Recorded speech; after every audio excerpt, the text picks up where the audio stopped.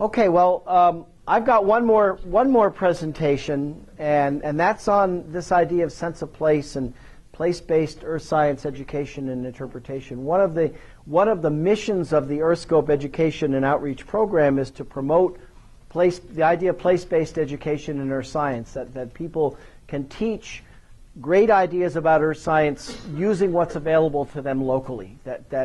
It's not, there's sometimes I think a lot of geology textbooks or earth science books might give people the idea that plate tectonics only happens in places like California or maybe Alaska. Of course, it's happening here. But that anywhere you look, you can find information about the Earth. But there's more to that, too, and there's also that the land also has a cultural attribute, which can be used, I think, can be leveraged to promote people's interest in earth science. And that's what I'm going to talk about as well. I'm trained as a geologist, but if you look at the packet in there, I refer to myself as an ethnogeologist. My area of research involves learning about the Earth through the lenses of place and culture and language. And so I wasn't trained as a geographer, but I've gotten very interested in what geographers know, because this concept of place is something that's kind of fundamental to geography, to the geographical sciences. And I'll preface it by saying that before I came to ASU, 15 years I taught at a tribal college on the Navajo Nation. Okay, Navajo Nation is the geographically and demographically largest group of Native Americans in the United States, and I was taught at a very small college that's operated by the Navajo Nation. And I came there to teach geology, and I feel like I learned more while I was there than I actually taught. And one of the things that was really impressed upon me was how important this idea of place is. So I'm going to talk about this, and I know that there are a lot of people here who in some areas maybe have more expertise in this than I do, this idea of interpretation in education. And I wanted to start, I know we're in Alaska, I'm from the Southwest, so I'll use sort of a mix of Alaska, Canada examples and Southwestern examples, but I don't know have any of you been to Grand Canyon in Arizona? Okay. Have any of you walked the Trail of Time exhibition or familiar with that? Okay, good. I'm glad to see a few. I'm very fortunate. I was part of the team that put that together. We got an NSF grant. Carl Karlstrom at the University of New Mexico was the lead person. We got an NSF grant to build this interpretive exhibition, basically a walking timeline that just follows the trail along the South Rim for about 4 kilometers. And we worked very closely with the Park Service to develop interpretive signage and to put medallions down in the trail to show mileage marking. So basically every meter you walk was 1 million years. And place rocks. We got permission from the Park Service to actually bring rocks from down in the canyon up and put them on the rim. So very few people get the opportunity to actually go all the way down in the canyon and go its entire length, 280 river miles, but this way they could at least see what all the rocks were. So I'm kind of proud of that work we did, and I put that up there. But start with this idea of place. Everybody uses the word place, and place shows up in all kinds of different meanings. But if you ask a geographer or you ask a environmental psychologist, let's say, there's actually a very specific definition for the word place. And a place is a locality, any locality that can be a real one or a virtual one, maybe that you only see online, or even an imagined one, like Middle Earth, okay, from the Tolkien books. Okay, that's a good example of an imagined place. There isn't any real place that's called Middle Earth, but that is realized in such great detail that we can certainly call it a place. It's any locality that's given meaning by human interaction with it. Human beings, it's our nature to make places. As we walk around on the surface of the Earth, we give names to these locations because it looks like something we remember, or something we want to remember because some kind of event happened there. And we live here. We have spiritual activities, we have economic activities, we have scientific activities, we aesthetically appreciate the landscape. Any time we do anything that brings us into some kind of contact with the land, we make it into a place. And so this is I just sort of went on the web and just kind of Googled Alaska places and Canada places, and I got all of these sort of ideas of different things that people associate with this part of North America, and these are all attributes that we could call place meaning. And geoscience is one of the ways we make meanings, because this, for example, this is a geologic map of Alaska, and it shows all of the crustal terrains that have been assembled to put the state together. We find these things out. We map these by going across the surface, and we give them names. So that's part of the placemaking. This is a map of indigenous languages spoken in Alaska and Western Canada. So again, we have these sort of linguistic regions in Alaska, and that's part of placemaking too. So place is a human thing. Nature creates the landscape, but human beings create places. Human beings put places on the landscape. Okay? So Carl Sauer, who was a geographer back in the early part of the 20th century, kind of came up with this idea of the cultural landscape. Okay? You can think of the physical landscape, right? You've got landforms, you've got mountains, you've got valleys, you've got glaciers, you've got volcanoes, river systems, you've got ecosystems. All of that is the physical landscape. Landforms, water, and biota, but then human beings put a cultural landscape on top of that, and it interpenetrates the natural landscape. So we build, like for example, there's Anchorage, right? This is a tourist map of Anchorage I got off the web. So we've created this cultural landscape that we call Anchorage that's on top of the physical landscape. And I like to think of places as the cultural equivalent of the natural landforms that make up the landscape. So a place is kind of like a mountain, but it's a cultural equivalent of a mountain that we put there. And these two landscapes, the physical landscape and the cultural landscape, they coexist. Okay. Now this is not a new idea. This, again, geographers have talked about this for a long time, but I'm kind of a newcomer to this idea as a geologist, but it's very powerful, I think, in explaining things. Places can be anywhere. Places can be Disneyland, they can be Valdez, they can be, mine would be down in the Southwest mostly, but we tend to form two connections to places. Okay. The meanings we already talked about, right? We imbue these places with meanings. We give them names. We map them. We write them up in our stories. We write them up in history. We paint them. We take pictures of them. But at the same time, it is in our nature to form emotional attachments to these meaningful places. If a place is meaningful to you, quite likely there's some kind of emotional connection that you have to it too. And the interesting thing is that we can have very positive place attachments. We can also have very negative place attachments. Might call them place aversions. Okay, there are probably places that you don't like to be. You would rather not be for one reason or another. And that's another strong emotional connection. It's just a very different type of one. And what geographers and environmental psychologists have recognized is that this is inherent in human nature, that we form these connections, and the sense of place. We use this phrase, sense of place. Sense of place is defined as the set of all of those meanings and attachments together. That's what it is, okay?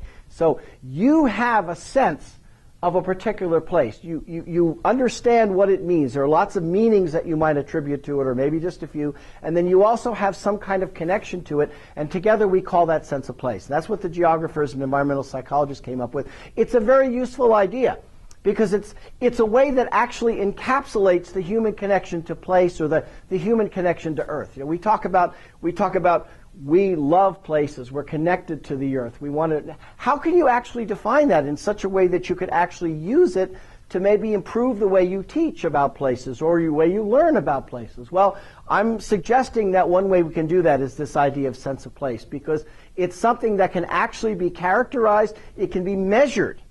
We can measure the sense of place. We can interview people. We can actually give them tests. There have been surveys that have been created to measure people's sense of place for given places. And so we can actually use it as a way to gauge how engaged our students or our visitors or people we work with are getting with the places that we're interested in.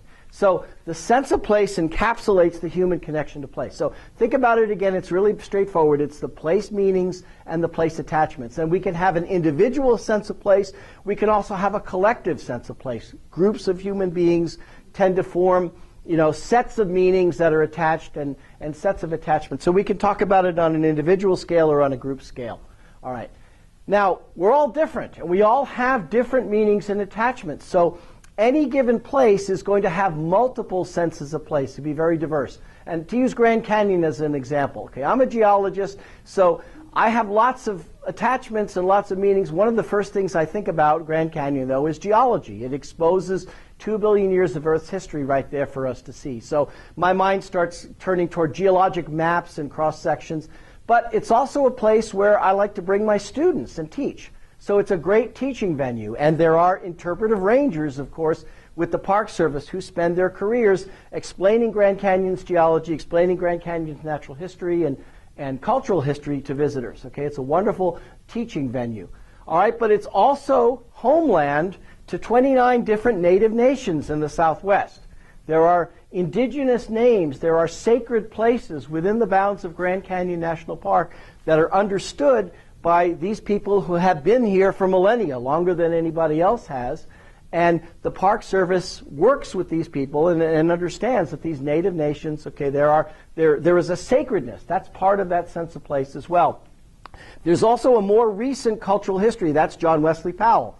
Okay, probably all of you know. He was the second director of the USGS, and he was the person who first documented, anyway, he was probably not the first person to go down the canyon by any means, but he was the first one to document the journey and became a natural hero and certainly one of my personal heroes for what he did. Grand Canyon is a recreational area visited by millions of people. Literally 5 million people go to South Rim every year to look at the canyon, to enjoy the landscape, or maybe float the river. But it's also a place that undergoes a lot of political dispute, because there are also natural resources very close to the boundary of Grand Canyon, particularly uranium and groundwater, and so there are debates over whether mining should be allowed in proximity, certainly not within the boundaries, but even proximity of the Grand Canyon. So all of this sort of constitutes sense of place, of a place. And I got interested in this partly because when I went to the Navajo Nation and started teaching, I would go out in the field with my students and I would start waving my hands about the geology and say, rocks like this. And my students were very attentive and very polite, and they would listen and they would learn. And then they would say, okay, now we want to tell you what we know about this place and how we think of this place. And that's what got me interested in this whole idea of place as an organizing theme for teaching. And the fact is that we do teach earth science and other natural sciences using places.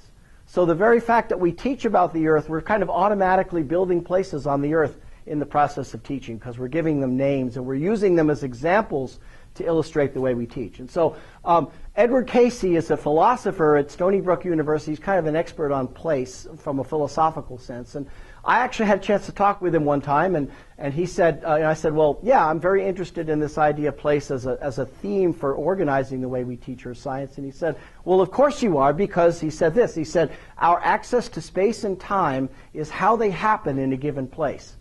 In other words, we cannot understand nature without places. We have to make a place as a prerequisite to actually study nature. That's his point, okay? And that is that nature is only knowable to us through this idea of actually creating places, which are something that our mind can work with to understand natural environments and natural systems, which I thought was... he's a phenomenologist, okay? I don't know much about philosophy, but that apparently is what phenomenology is about, essentially, is that in order to understand something, you sort of have to have some kind of little mental foothold, mental beachhead, if you will, from which you can work.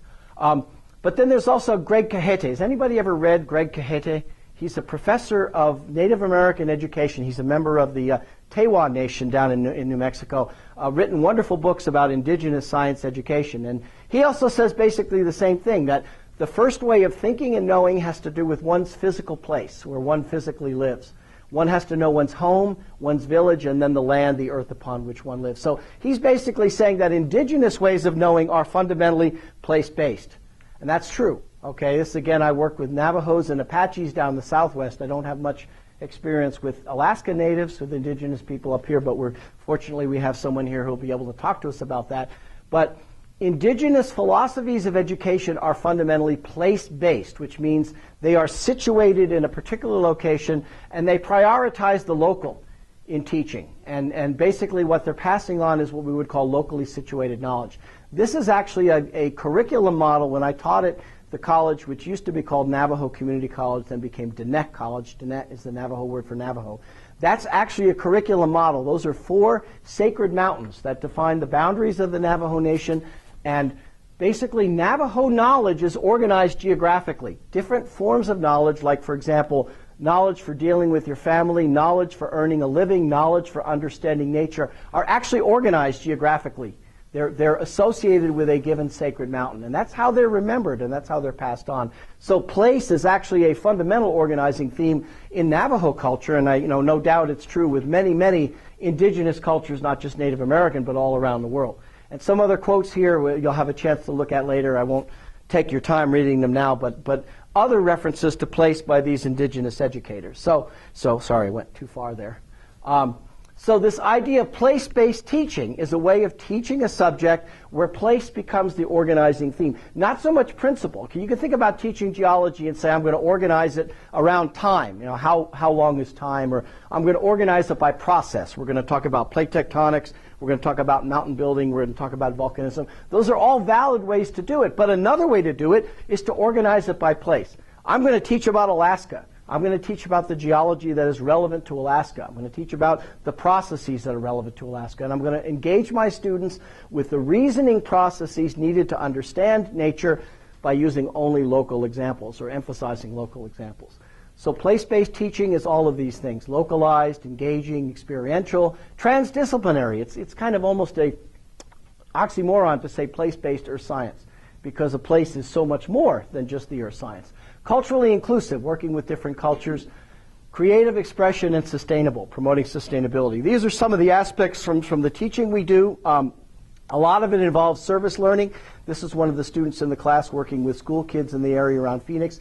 This is actually a syllabus for a class that we developed that's concordant with Navajo philosophy.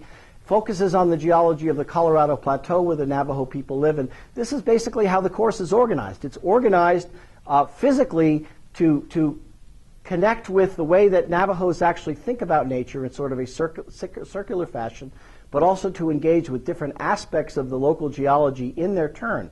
And it shows the physical connections among them. So all of these things are how we can do. And I don't have a lot of time to expound on it now, but if you're interested in this idea, I'm really happy to talk about it in greater detail.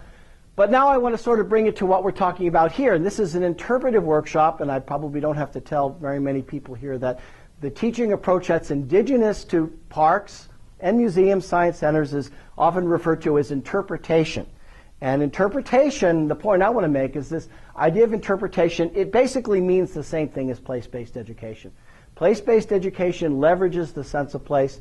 Here are some quotes by some of the great writers on interpretation, starting with Freeman Tilden, his book Interpreting Our Heritage. He says, interpretation is an educational activity which aims to reveal meanings and relationships through the use of original objects by first-hand experience and by illustrative media, rather than simply to communicate factual information. So he's saying, yes, you want to teach about a place, but you also want the people you're teaching to make personal connections to that which you're introducing them to. Well, there you go, meanings and relationships, meanings and attachments. It's sense of place. It's just by a different term. Beck and Cable later, the same thing. We want to convey the meaning of our cultural and natural landscapes, and we want to be enthused and energetic about a place. So there's that emotional connection. So again, over and over you see, when you read the literature about interpretation, you see ideas that it's talking about intellectual connections and also emotional connections that you make. So, here I am, a geologist, and I'm talking about emotion because research is showing that that's, of course, a tremendous motivating factor for learning. And recent work published in the Research on Interpretation basically makes more robust connections between interpretation and the sense of place. So one purpose of interpretation is indeed to enable visitors to develop a sense of place. So the point I basically want to end with is that we have these sort of two schools. We have formal educators working in classrooms, working in K-12 schools, universities that are using what we call place-based education, and we have informal, free choice educators, interpreters that are working in other venues using something they refer to as interpretation. My point is I think they're basically one and the same, and that these two groups have things that they can learn from each other. And I hope over the course of these next couple of days we'll have a chance to talk about that and maybe let that ferment. So what can place-based education contribute to interpretation? One thing that we have to do a lot in formal education is we're kind of obligated to assess ourselves, okay, quite rigorously. And there's actually a whole research literature on authentic means of assessment. And this is one of the things this is one of my master's students, she was conducting a evaluation study of the Trail of Time when we were building it on the Grand Canyon. There's some very good tested evaluation methods that are actually based on sense of place. As I said, we can measure sense of place, we can use it, we can actually watch people's senses of place change and grow as we expose them to informal education or interpretation. So that's maybe something that we can contribute to interpretation. What can interpretation contribute to place-based education? Well, Beck and Cable spell it out. Passion. Okay, the essential ingredient for powerful and effective interpretation. The priceless ingredient of interpretation is love. Okay, I've gotten some of my sort of old school, rigorous colleagues to start using that word in their teaching. Love, okay, you know, the idea that yeah, I actually love Arizona. I actually love teaching about the Southwest. And this enthusiasm is something that I think drives me to teach and to learn more, and I want to impart that in our students. My experience is that interpreters, rangers, and docents at museums and museum curators, all the people who work in the informal realm, they tend to be they don't make any bones about the fact that they have this tremendous passion for their work and their teaching. I think sometimes in the formal education realm, particularly in universities, we kind of get that talked out of us. You know, you should be very objective about what you talk about and not allow that passion to creep in. But I think interpretation has a tremendous amount to contribute to place-based education, and a lot of it focuses on that. So I'm sorry I only had 20 minutes. I went a little bit longer maybe, and I kind of flew through this very quickly. But I would be very happy. This is a subject I can tell I'm pretty serious and really like a great deal about, so I'm very happy to talk about this idea of sense and place and place-based education and interpretation over the course of the next 2 days while I'm here with you. So thanks very much for your attention, and we might have time for like maybe 1 or 2 questions if anybody has one.